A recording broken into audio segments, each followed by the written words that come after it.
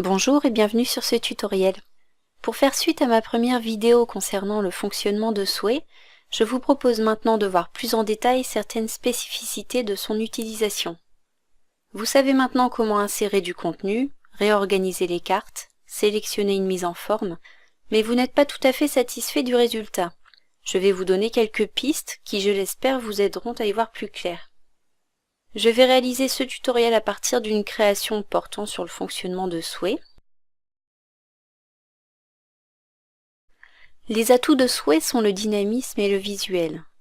Vous avez donc tout intérêt à utiliser un maximum d'images et à bien répartir votre texte. De la même manière que pour un PowerPoint, il faut éviter de mettre trop d'informations dans un même pavé. Pour démarrer votre présentation, vous pouvez utiliser de préférence une image de bonne taille afin qu'elle s'affiche en grand. Le titre se met alors par-dessus l'image comme ceci, pour un rendu plus moderne. N'oubliez pas de profiter des insertions de contenu par Bing ou par les réseaux sociaux, par un simple clic et glisser, ce qui permet un gain de temps et une diversification du contenu. N'oubliez pas qu'il est possible d'insérer des vidéos et des liens à vos créations. Pour modifier la taille des objets, que ce soit du texte ou une image, si vous avez fait des groupements automatiques comme ceci, ou s'il n'y a aucun regroupement de fait, la gestion de la taille se fera au niveau de chaque carte. Grande taille, petite taille, et pour une image, vous avez ici 3 tailles. En ce qui concerne le regroupement en pile ou en grille, la modification de la taille est un peu différente, puisqu'elle se fait à partir du groupement. Donc je clique sur le groupe pile, et ici les tailles apparaissent. Je vais agrandir ce groupe.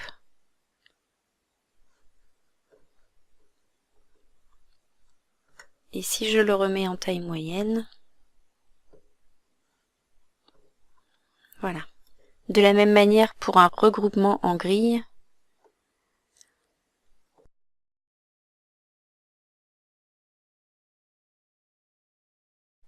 ici ma grille va prendre tout l'espace de mon écran.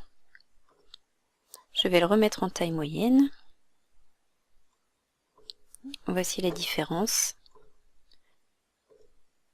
Vous remarquerez que si je sélectionne la carte image de cette grille et que je modifie ces mêmes icônes de taille, le résultat est complètement différent puisqu'ici, au lieu d'agrandir ou diminuer mon image, elle est en fait surlignée.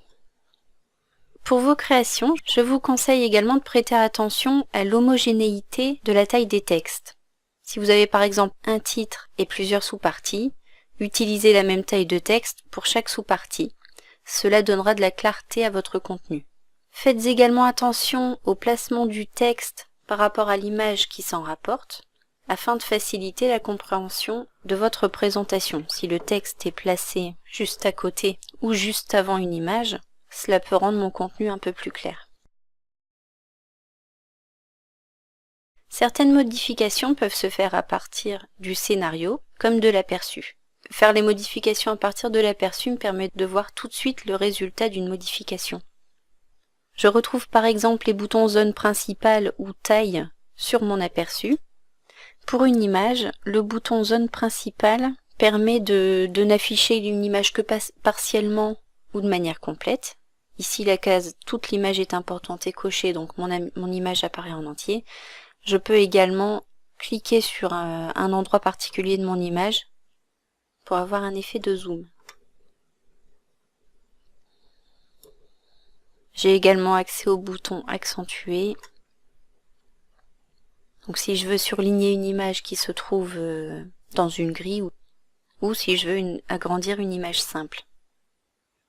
De la même manière pour les textes, je peux avoir accès à la modification du texte ou modifier la taille d'un texte, comme ceci.